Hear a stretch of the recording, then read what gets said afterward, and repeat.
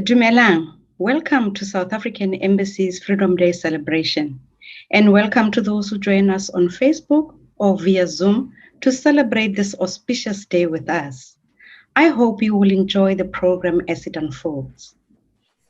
Remember to follow the discussion on Twitter, as the panelists will share their experience on being an active citizen and their representation of Charlotte Maxeke. Also, remember to tag the embassy on your post and use the hashtags #ActiveCitizen and #FreedomDay 2021. For those joining through Zoom, please follow the discussion and participate through questioning and pose your questions on a Q&A section. And for those joining on Facebook, you can pose your questions on chat, or any comments that you would like to do, just please do so. Without further ado, please let's observe the national anthem, followed by Ambassador Extraordinaire and Minister Plenipotentiary, Her Excellency Silaelo Ramokgopa's Freedom Day speech as we proceed. Thank you.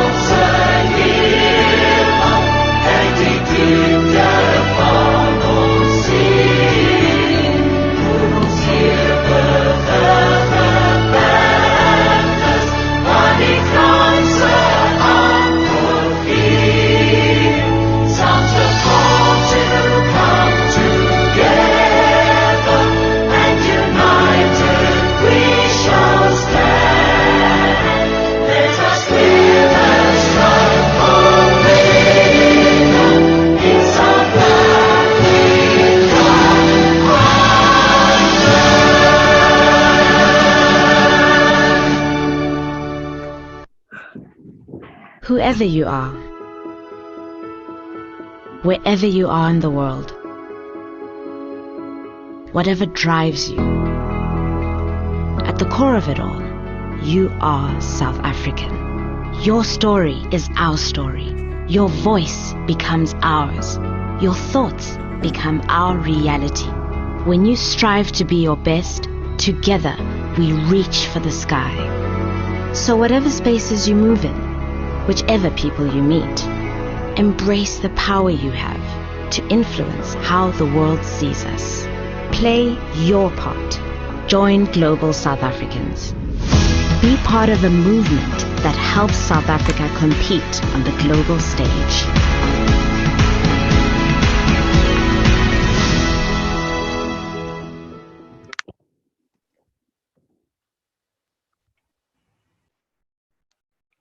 Esteemed representatives from the Norwegian and Icelandic Foreign Ministry, Excellencies, members of the Diplomatic Corps, friends of South Africa, fellow South Africans living in Norway and Iceland, those joining us through our social media platforms, ladies and gentlemen.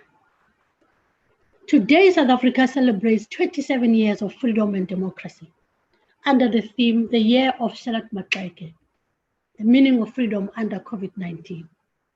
This year marks 150th anniversary of the life of a struggle icon and human rights campaigner, Charlotte Maxeke Manya Makaike, along with other selfless women like Albertina Sisulu, Lillian Ngoyi, Helen Joseph, Sophia Dubrain, Ruth First, Delcy September, Ruth Mompati, Winnie Madikizela Mandela, to name a few, all left an indelible mark on our nation, having laid the foundation for a united, non-racial, non-sexist, and prosperous society.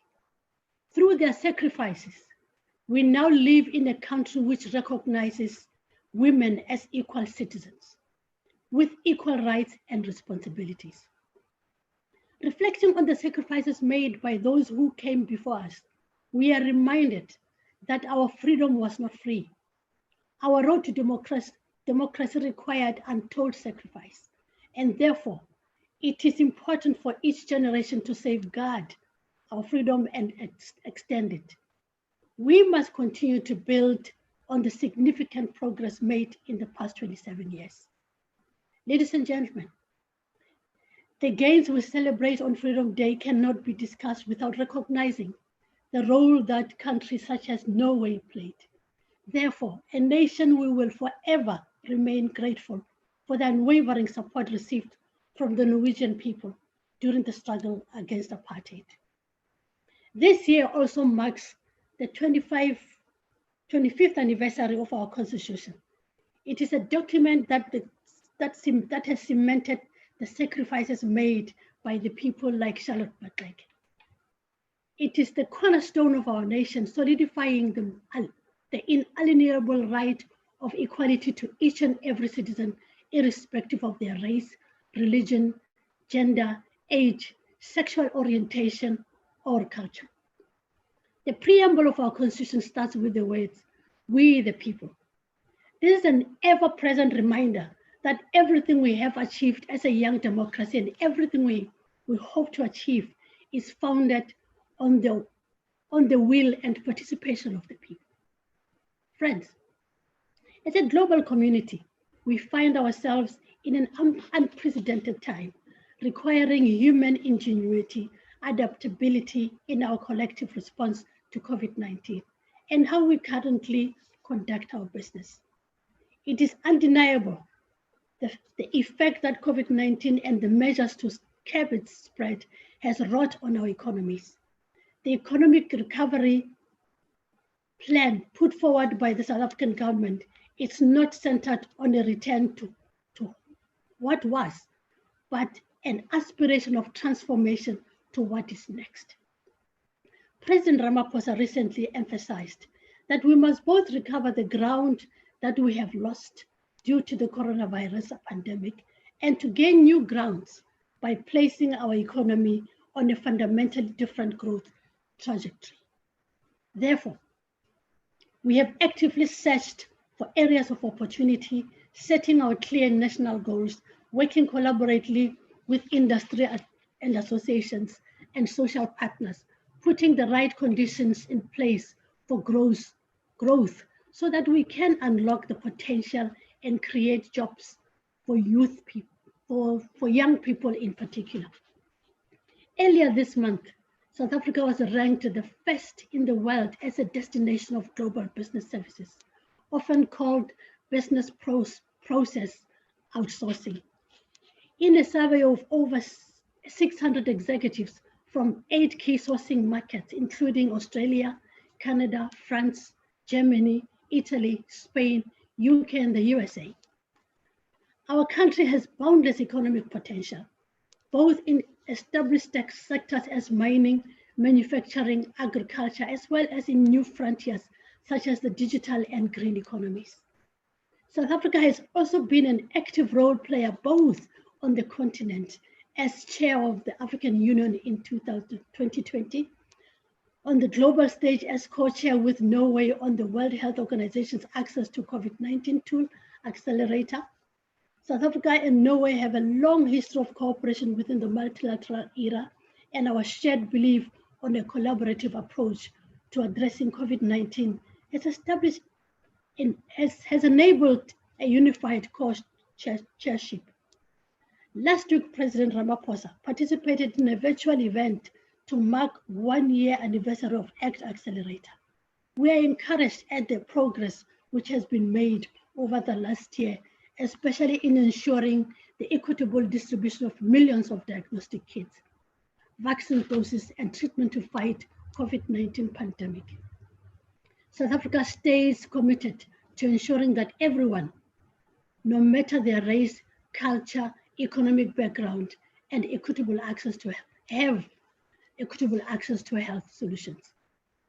Ladies and gentlemen, South Africa and Norway continue to enjoy strong bilateral relations in the areas of peace and reconciliation, renewable energy, ocean economy, and education. Despite the limitations that COVID-19 has introduced to our method of work, we have seen a continued interest by Norwegian companies and educational institutions in further collaboration with South Africa. In the field of education, we have seen considerable bilateral achievements with the inclusion of South Africa as an eligible country in the NORPAT research funding program, specifically targeted towards the historically disadvantaged institutions. Therefore, through the engagement initiated by the embassy, students and university staff from South Africa's higher education institutions will have an opportunity to participate in Norway's mobility programs, such as NORPAT, and the newly renowned Panorama strategy. The potential for growth is exponential. Similarly, South Africa and Iceland's bilateral relations have continued to grow. We have a long history of cooperation within the marine sector, and as South Africa continues to transform its ocean economy, this relationship will undoubtedly be crucial. Additionally, COVID-19 has negatively affected the tourism industry, and as an embassy, we look forward to engaging the Icelandic government to facilitate knowledge sharing on lessons learned during the development of their thriving tourism sector, including possible collaboration in the fish-tagging technology. Shortly, we will have a panel discussion exploring active citizenship. Our hope is that today, we will be able to hear stories of South Africans who made a decision to be the bridge between South Africa and Norway. These participants have been selected not only to share their experience, but also to highlight the potential of South African and Norwegian cooperation. It is a relationship which continues to strengthen each nation as we share our culture, our skill, our expertise as equal partners on the road to a better South Africa and a better Norway. This year's Freedom Day theme asks us the meaning of freedom under COVID-19. Our world has changed, and some of us have lost loved ones in the process. Similarly, I've lost people close to me. I too know your loss, your pain. Today, as we remember the heroines and heroes of our past, we realize that it is our decision to add to our society, that we honor their memory. To this commemorative effort we're duly bound. Therefore, we hope that today inspires you to know that wherever you are, you can make a difference. So what is the meaning of freedom under COVID-19? It is the responsibility to know that no matter how small, we all can be active citizens. May South Africa and Norway relations to continue to grow. May South African and Iceland relationships continue to grow. May our fellow South Africans continue to fly the flag high. May we all be global citizens. Happy Freedom Day. Thank you for your attention. To highlight South Africans who have taken up this challenge of being active citizens, I give over to Nina Cave, who will be our moderator on our panel discussion. Thank you, Nina. Thank you, Madam Ambassador, for those lovely words.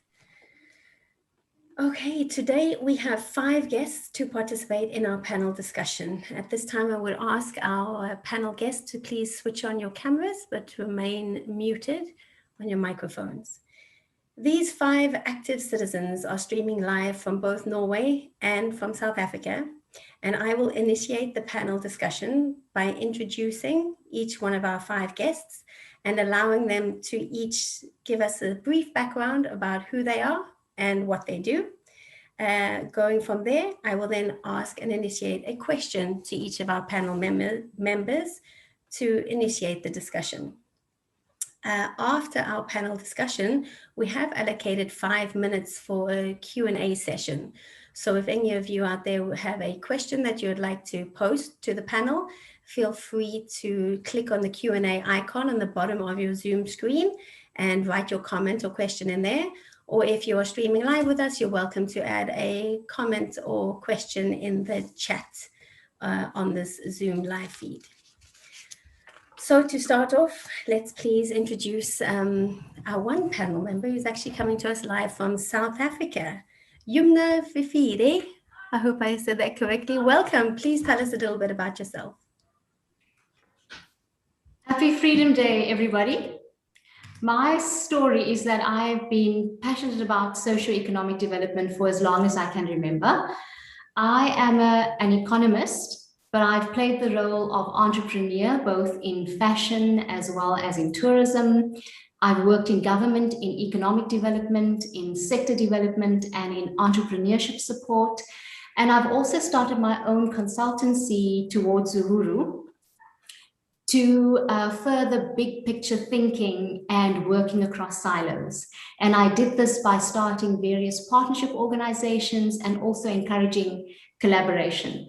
But at this point in time, I'm really feeling very blessed to be in my current role in the Norwegian multinational Scatec, that is not only a major investment in South Africa, but also has an office, a big office, and operations in our country. And this is all thanks to the South African REAP program. REAP stands for the Renewable Energy Independent Power Producer Procurement Program, that's a mouthful, which is the vehicle through which South Africa has managed to change and transform its energy mix to include more clean and renewable energy.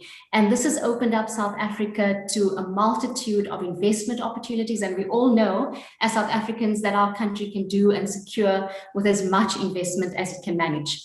However, why I'm so excited about the REAP program and working at Scatec is that not only does Scatec invest in South Africa, not only does Scatec, a Norwegian company, help to make our energy mix much cleaner and much more renewable and environmentally friendly, but the other very interesting aspect of REAP is that Scatec, through REAP, takes 1 to 2.5% of its income, not profit, income, which is a larger amount, of all the monies earned in South Africa through energy to contribute to socio-economic development. And that is really exciting.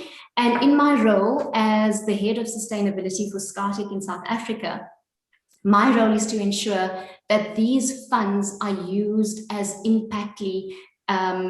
full of impact as possible and meaningfully as possible to the communities around our very large utility scale power plants.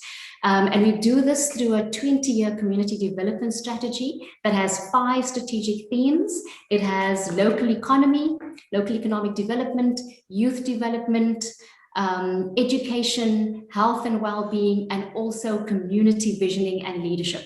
And of course, we do all of this through real engagement with our communities called stakeholder engagement forums, where we co-create programs, co-create solutions, and co-create how we're going to implement them.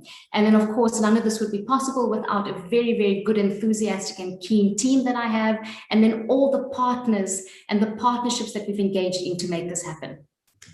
Thank you very much for the opportunity. That's my story, and that's why I'm so excited to bounce out of bed every morning to do this kind of work.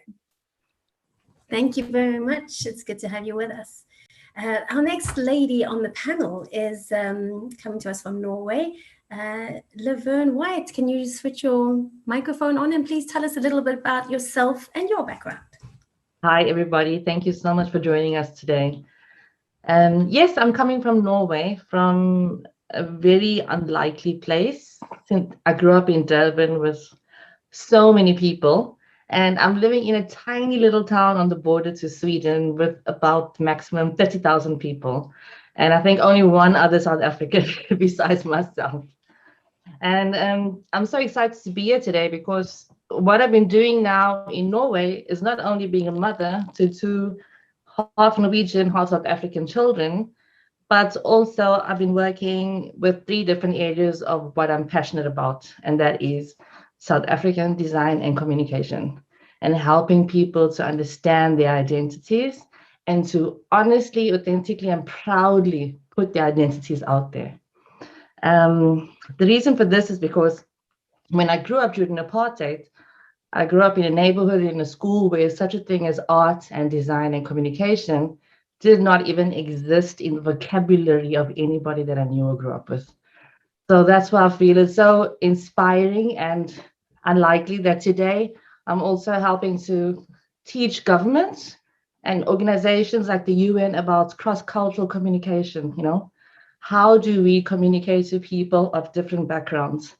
Because actually, I think most of us don't know, but coming from South Africa, we have so much experience with this already.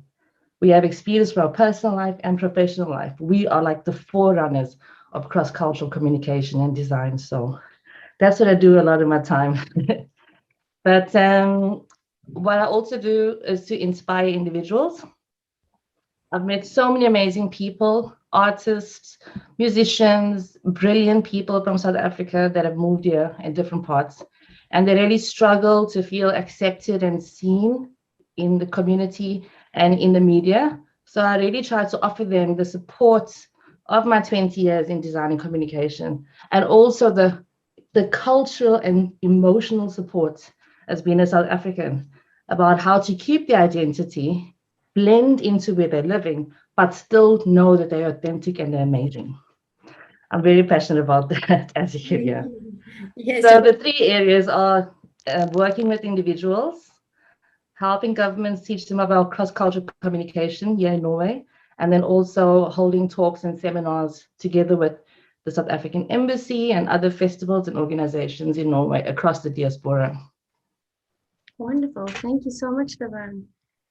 Yes, next up from a beautiful place in Norway, a little bit higher up than Oslo, let's welcome our next panel guest, Muzi Mieza. Can you switch your microphone on? And please tell us a little bit about who you are and your background and what you do. I would like to thank this opportunity and of course, respectfully appreciate to be part of this. This is excellent.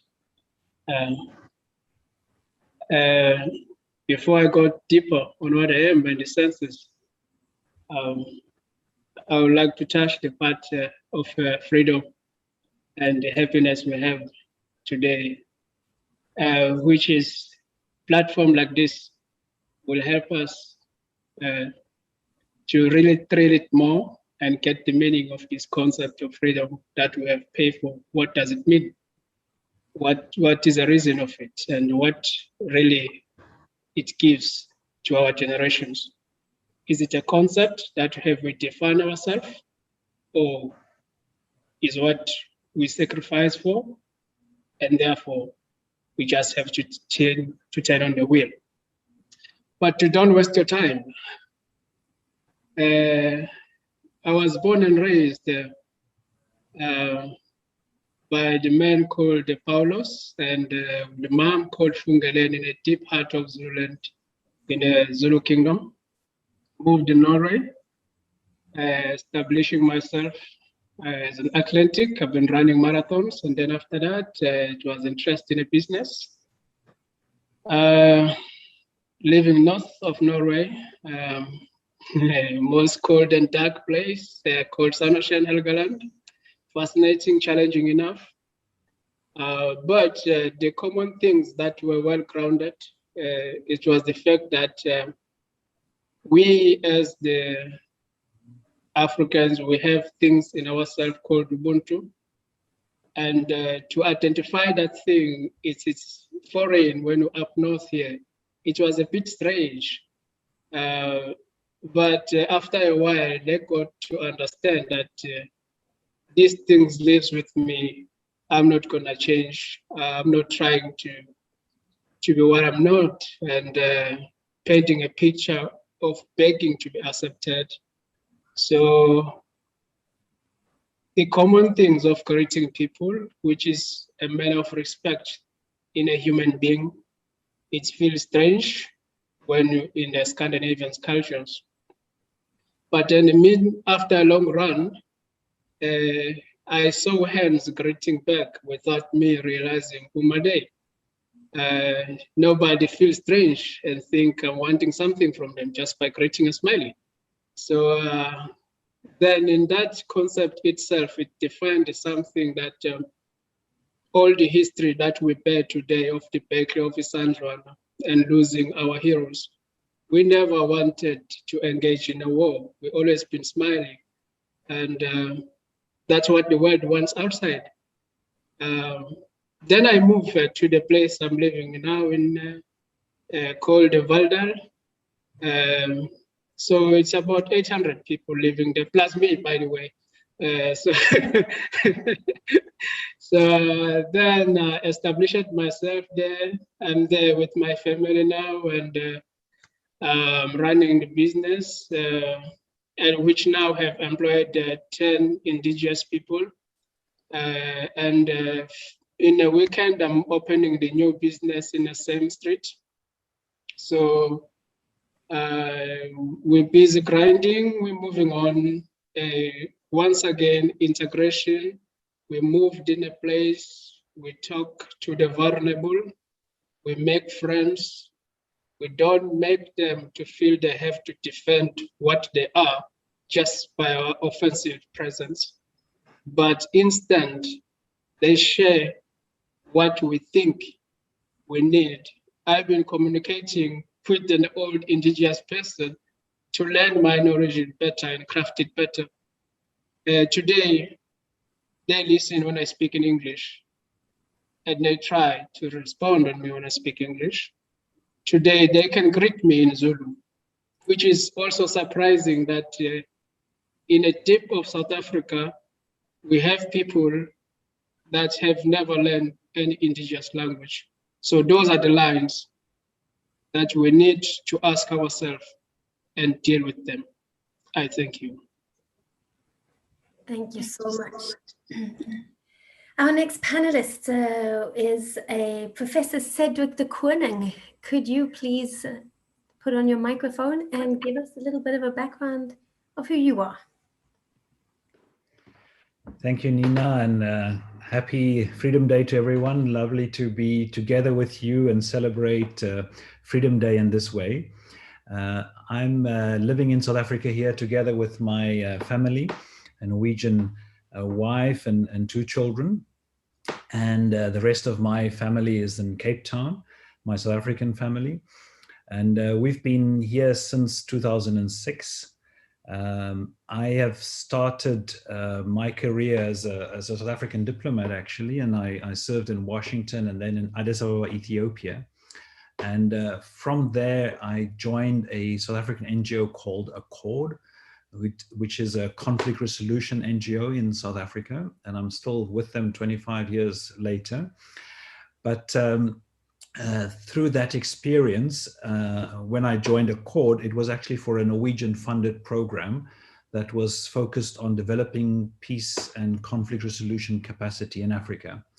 And that was the link with Norway and has eventually brought me to Norway itself. And I'm here now working at the Norwegian Institute for International Affairs in areas of peace and conflict studies, mostly working with issues related to Africa, African Union, the United Nations when it comes to peace and conflict.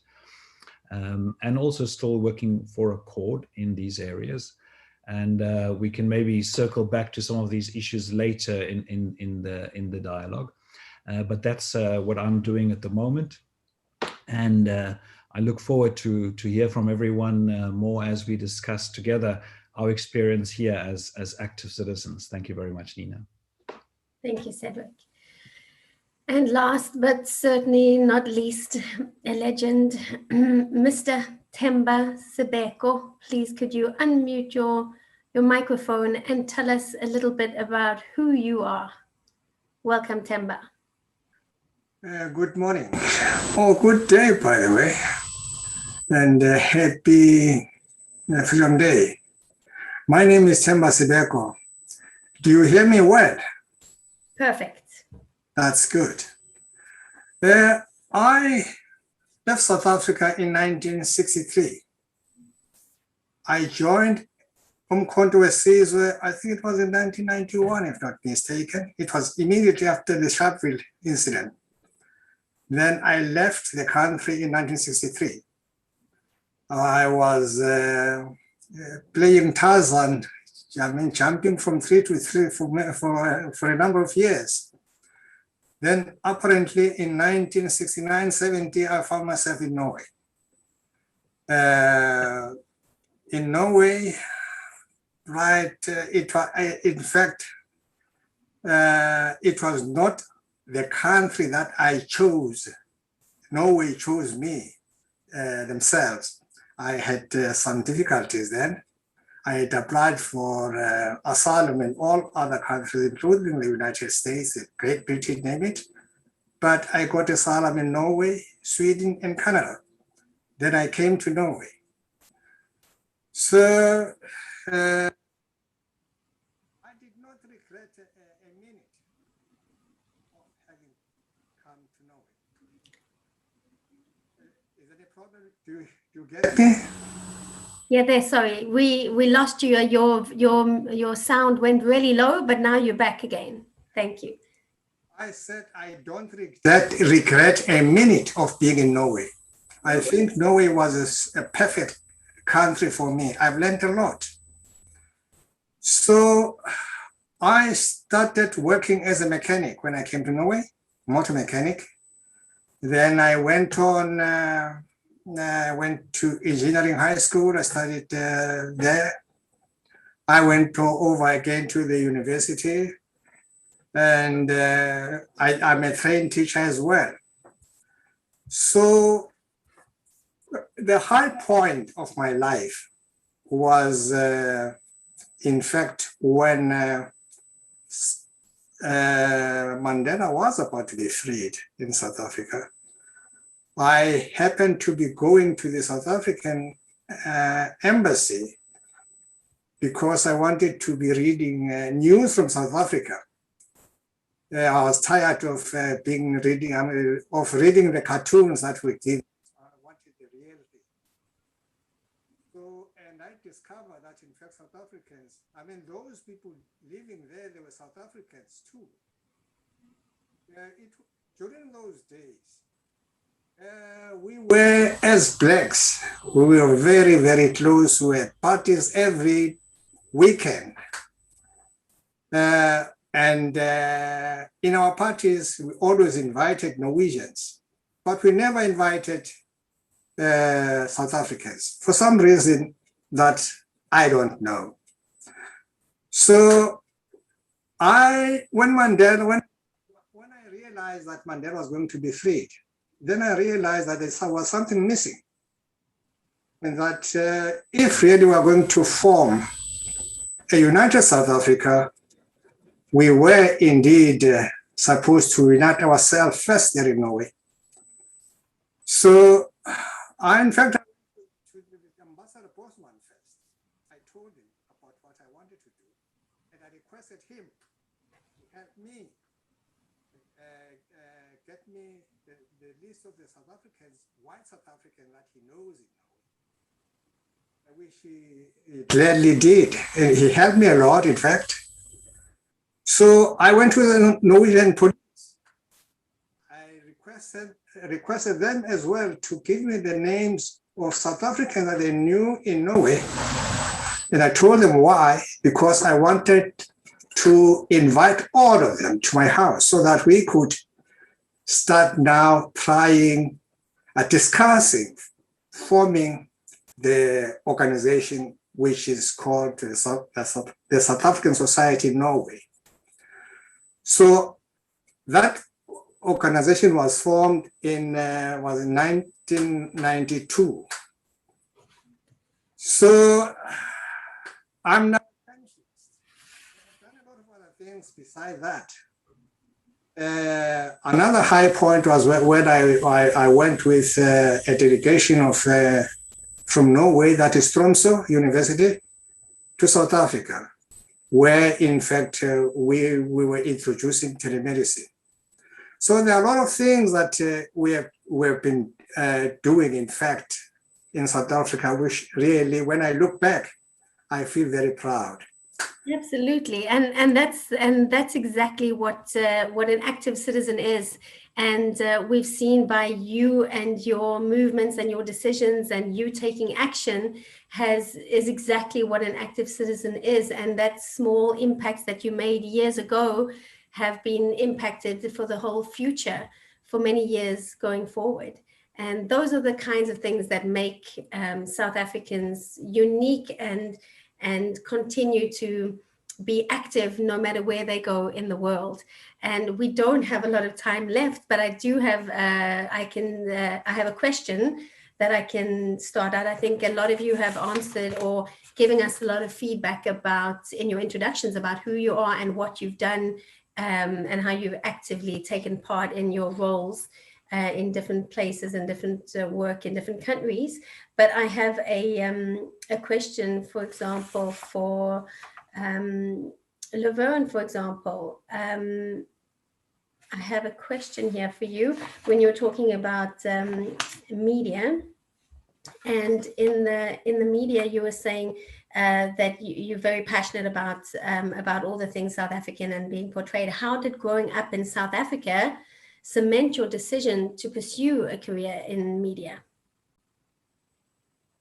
Thanks for the great question.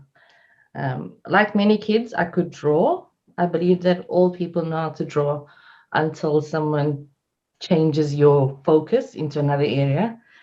But I sort of started realizing very early on as a kid that something wasn't quite right with regards to the fact that I wasn't seeing people like me or my friends in media, on TV ads, on shampoo bottles.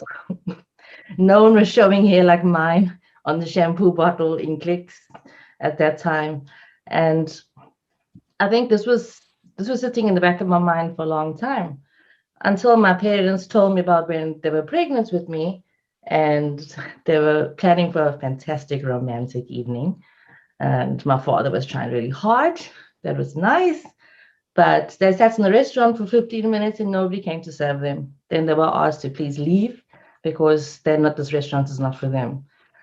And I remember this story really affecting me a lot as a young child about what is identity, what are making people look at them differently from the way that I see them. And then through the years, luckily enough, my mom had somebody that worked at the shop where she was working in the shopping mall. And then he told my mom about something called visual communication and media. And I then got bursaries to study that. And I was one of the first non-white women to study it and graduate to become an art director for different Unilever brands in South Africa. And really, that has followed me my whole life, the whole media identity. And basically, it's been used to exclude people when I was growing up. So I really believe in using it to include people. When I moved to Norway and I also lived in Malta, I noticed the same thing.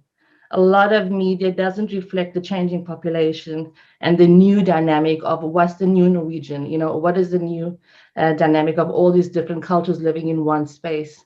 So it made me doubly passionate about using media to help people be included and teach them how to include themselves instead of waiting for a journalist to write about how amazing they are. So I'm very passionate about it because of those reasons. Thank you. Thank you so much. And now you brought it with you to Norway, which is wonderful. I have a question for Jumna with regards to your work at Scatec. What motivates you to be the bridge builder between Scatec as a Norwegian company and the South African communities that you help and empower? Thank you very much, Nina. I think for me, I grew up in, well, not a rural community, but a little township community in Joburg. I grew up in New Clare as well as in Eldorado Park. And if it wasn't for the education that I got, I wouldn't be where I am today, and my parents' commitment to that education.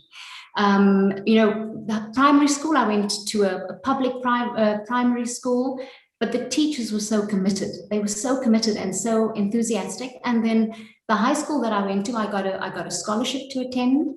And it was built using a multinational funds, an Anglo-American funds. And it's because of the very same kind of funds that I'm using now that actually made me who I am. And I know how transformative it can be. I know it's absolutely transformative. So I am so passionate about using these funds to transform these communities out of poverty and out of unhappiness. And I believe it's possible. I think we've got to work as hard as possible, but it is possible to achieve that. I also look at, the community trusts that we have. They could possibly last, the monies in the community trust could last beyond the 20 years that our solar plants are in operation. And it would be really wonderful to leave these communities with a legacy. And I liken that to a fund in those communities. I liken that to the Norwegian Sovereign Fund. Once we have worked with these communities and gotten to a stage where they're not just struggling with primary and high school, but they're actually going to university, they're doing postdoctoral research, postdoctoral studies. This kind of little mini sovereign fund could be used to further that and to fund that. And that, I think, would be a really amazing gift from the Norwegian people who are benefiting through some kind of fund like that, also around energy, but oil, to the communities that the Norwegian company Scott is involved in. I think that would be absolutely amazing. And I'm really committed to facilitate that. That sounds fantastic. And that really is a tribute to what it is to be an active citizen, taking from, South Africans are very good at giving from their lack when they don't have, and to be able to share and fight and do what they can to help other South Africans. It's wonderful, wonderful work that you're all doing. I have a question now for Cedric, actually, and the exciting work that you do within conflict resolution and peace building. How do you incorporate the values, the lessons, the experiences learned in South Africa into the way that you approach your work? I'm sure you have many. Thank you, Nina. And it's actually lovely to hear from everyone else, because there's so many commonalities, I think, in our stories. For instance, when I studied at the University of Johannesburg in the 80s, I started a organization that we call transcultural communication, which was kind of reaching out between the different communities.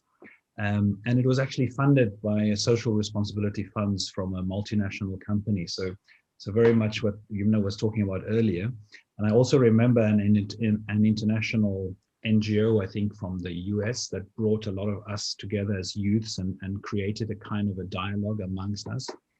And I think there's actually quite a few South Africans in this area of conflict resolution and peace that work internationally as a result of our experiences growing up and going through the whole transition and subsequently in South Africa. And so I think there's a lot of, as Laverne also said earlier, there's a lot of knowledge that we have gained as individuals through our own experience that we are now also employing in different ways in the work that we are doing.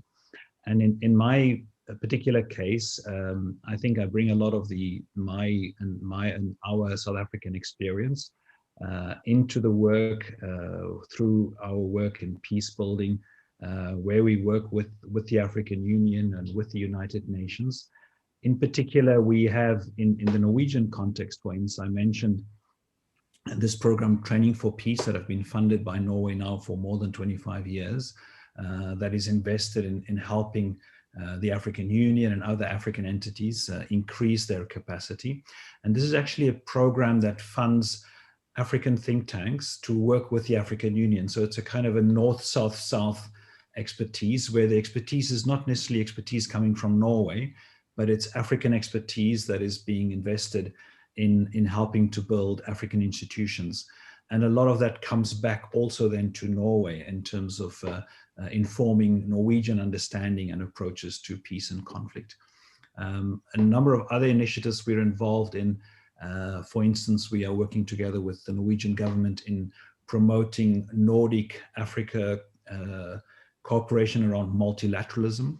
And we also involved in an African-European initiative to promote dialogue around developing a strategic partnership between the African Union and the United Nations. So there's a number of different levels and ways in which that conflict resolution experience, that transition experience that we had in South Africa, is playing a role in the kind of engagements that we have also now at different scales and levels in Norway, in the relationship between Norway and South Africa, and between Norway and Africa. Thank you, Nina. Thank you. I find these stories just wonderful. I know that we've gone a bit over time, but I see that there's no real questions coming from anybody. It's mostly just congratulations. So I'll post one more question to Muzi. Thank you for your introduction earlier. It was really exciting to hear about your background and how and what you do here in Norway and your community around you. And you've also included and lifted up the community that you're in. And so my question to you is, how do you incorporate those values and the lessons and the experiences that you learned in South Africa into the way that you approach your work? As you said, you've employed 10 indigenous staff, and just a little bit of background of how you do that. This will be our last question for the panel today. Thank you, Muzi. Thank you. Thank you very much. Oh, that was a long question. I'll try to make it short. Yeah, just the most simple things that we are heritage with, just being lucky being a South African, is the fact that we are warm, which we haven't questioned enoughly. What is it that our education teaches us? So it's wash away that. So I grown up keeping that, and you could realize that's only the thing that keeps the light moving and make you break the bridges that you didn't really think you could be there. And you can be with people that you don't talk the same language, but you will cooperate, and that's something together. So to cut a long story short,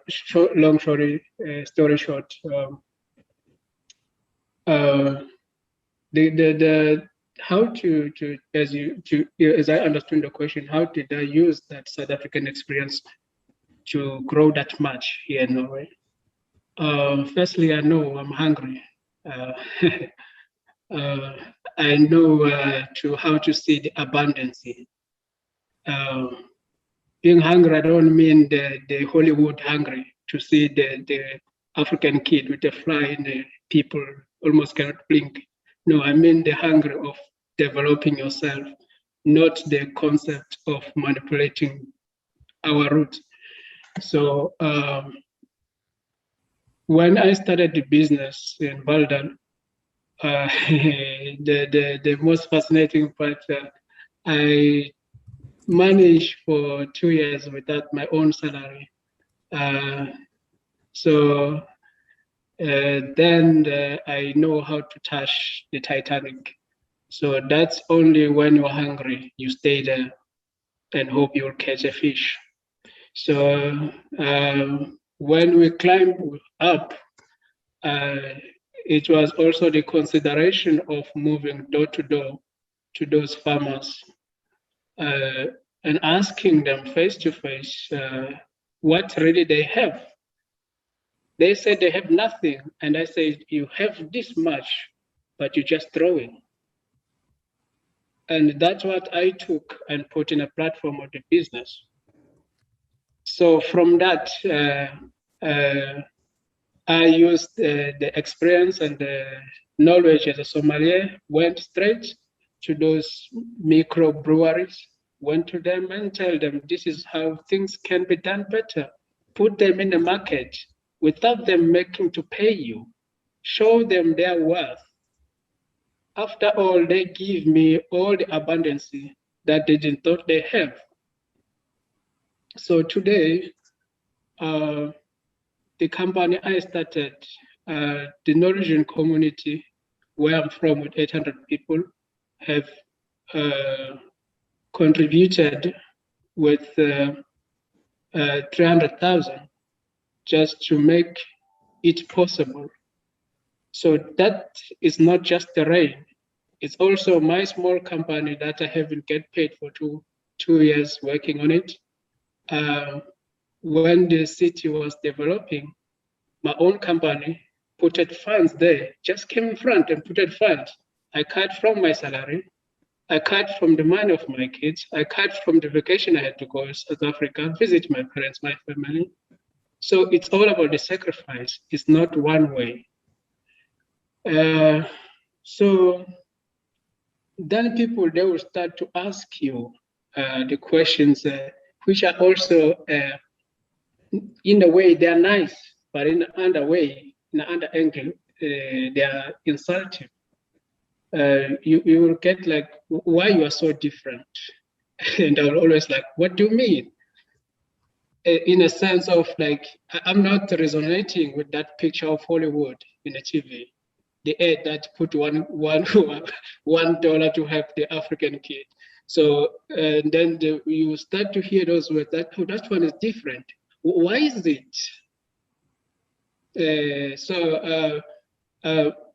Because in my own perspective, is that everybody has the courage to do what has to do. You just has to get your hands dirty and plant that seed. And there's no magic. Just plow and take care of it. Case closed. Case closed. I don't know if I answered. I'm sorry. I don't know if I answered. I can continue if maybe I didn't answer properly. No, that's fantastic. Thank you very much for your input. An amazing drive you have and vision and taking the chances that really are fantastic spirit. Wonderful to see what you've all achieved. To all of our panel members, we have gone quite a bit over time, unfortunately, but these stories have all been so interesting and I'm so grateful. We do have a couple of questions in our Q&A. Unfortunately, we don't have time for all of them, but I do have one question that I can state here and I can ask maybe Laverne to answer it. It says here, thanks to the ambassador and to all organizers, Michelle has sent in this message. In some instances, growing up in poverty-stricken communities where apartheid system was very hard on non-whites, one could easily forget about the hardships of original home and embrace the country one lives in during exile. And here the question is, what made the members of the panel who remained abroad to stay passionate about South Africa? That's a great question. First of all, I'm a bit like Timber. I didn't want to leave South Africa. I sort of met somebody, had children, and then couldn't leave. So that is it. That's my starting point. I love South Africa. I would be living there if I could. So for me, embracing that is not like a nice to have, it's a must have. And I'm super proud of the country. I surround myself with people that talk well about South Africa, and I teach my children about South Africa because I think we have a lot to share. So I think it's a lot to do with your upbringing. I was really raised to believe that you can do anything, you can travel anywhere, but home is family, it's your culture, it's where you grow up, it's all those things. And for me, I'm just not one of those people that even after 14 years living in Norway, speaking Norwegian with Norwegian kids and working with Norwegian companies, for me, home is still always South Africa. I love my culture, I love my family, I love the diversity, and I appreciate it more and more the more I travel, actually. So maybe for some other people, it's easier for them to sort of drop it and then totally assimilate. But for me, I don't feel it's necessary to do that. I think it's fine, just like I am. Thank you so much. I totally agree. I must be honest, all the South Africans that I've met in Norway, it's just, even hearing the South African anthem at the beginning of this live stream just, gives me goosebumps. And when you hear that the octopus teacher won an Oscar yesterday, it's like, yay, South Africa. And it's just, proud moments that make us South Africans, that all have us that interconnectedness, that Ubuntu that we just share and spread no matter where we are. It's an incredible thing to witness. And I'm so grateful to all of our panelists for being here, for sharing your stories. I wish we had an hour for each and every one of you. There's such interesting stories. I do have a final question for the ambassador, just to close off our panel discussions. So if the ambassador could please unmute. I wanted to ask Madam Ambassador about, having heard all of the stories from our panelists showcasing their work as active citizens, how important is it for each South African to take up their role as an active citizen? Thank you, Nina. It is so heartwarming, and it is very, I don't even have the exact words to express this. It's exciting to see South Africans remaining so passionate about their country. If the government could afford to have an embassy in every city, in every country in the world, we could do.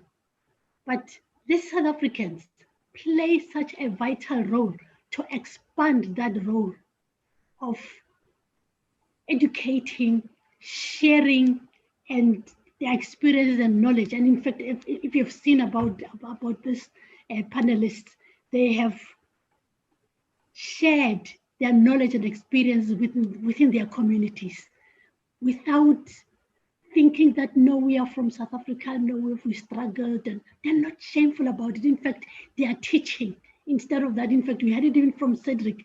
We have a lesson to teach through what we went through. Through our experiences, Levan said it as well, and everybody that has spoken. Through our experiences, we've got something that the communities we live in can learn from. And together, we can then be able to appreciate and understand one another. And it's very important to remain an active citizen. And we are very proud of this panelists to have shown us that today. Thank you very much. Thank you so much, Madam Ambassador. And thank you once again to all of our panelists for joining us today.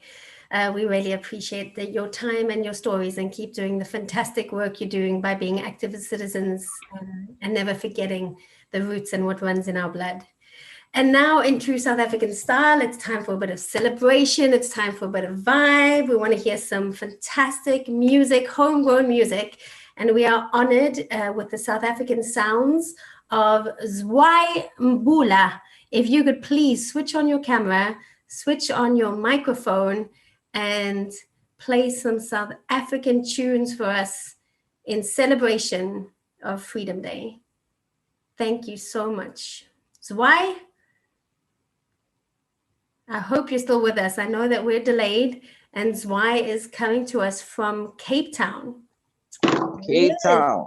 Okay, I will mute my microphone and hand over to you, Zwei. Thank you. Yes, thank you so much. I'm just preparing. Congratulations to all of you, to all South Africans. Can you hear me?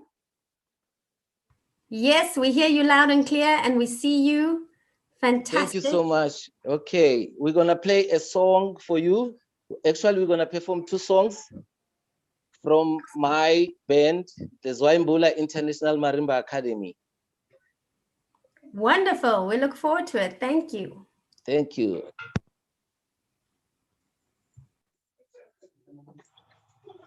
Are you all in? Okay.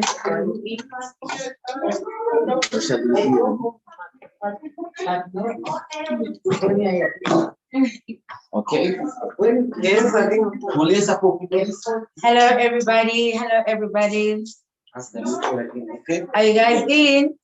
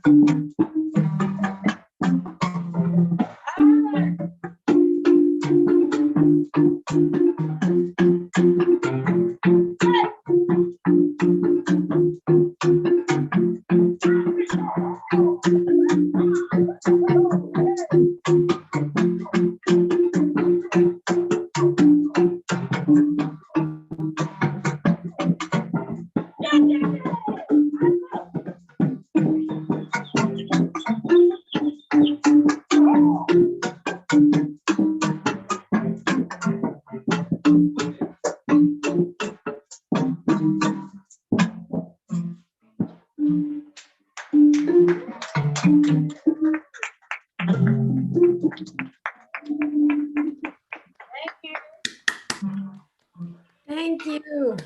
Thank you. Thank you. Bayatangi. Siyabonga. Okay. Could you hear us? Yes, we could hear you very well. Thank you. Okay, thank you. The second one, though. Thank you, and happy Freedom Day. That was Happy. Have a wonderful day. Thank you. That was great. Thank you.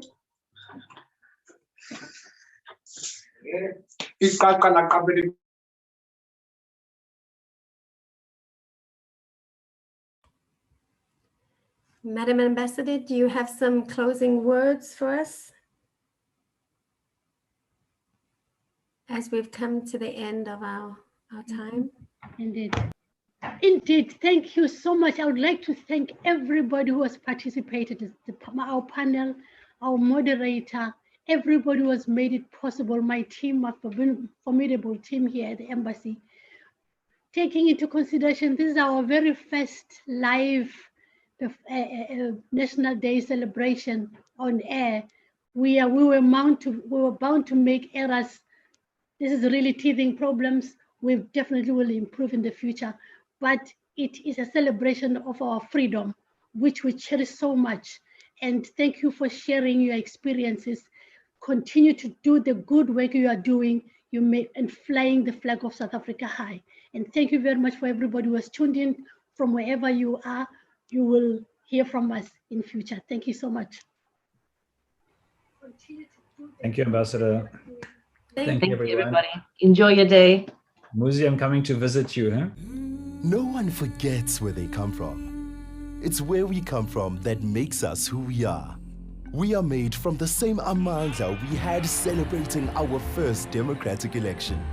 We are made from the Nkosi Sikeleli Africa we proudly sang when we hosted the Soccer World Cup in 2010.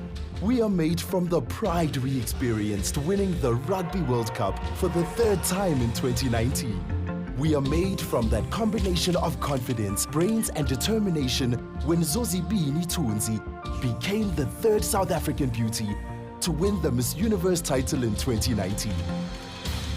We are made from that orange onion sack we used for exfoliation and the strong cloth of Ubuntu that we carry with us everywhere we go. No matter where you are in the world, it is South Africa that makes you who you are. Sign up to globalsouthafricans.com today and connect, because it is South Africans who know South Africa best.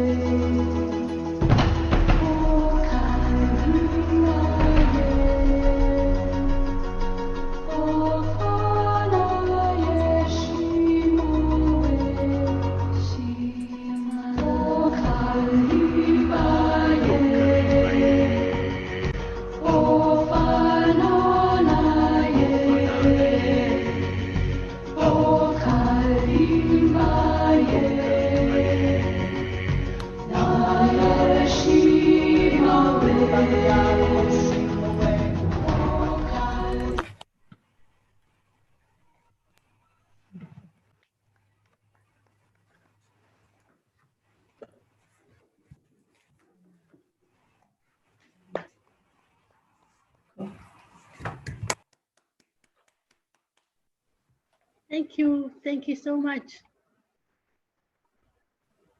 Thank you very much. Thank you. Oh, that was beautiful. Can I stop now? Thank you, South African Society in Norway. Appreciate it. Thank you, everyone. Bye-bye. Thank you, Madam Ambassador. Thank you, everyone. It was lovely to be part of this. Absolutely. Appreciate it. Yeah. Bye-bye, Sibeko. Thank you so much. Thank you. Bye-bye. Bye-bye. Re a leboga for everything. Bye. Bye.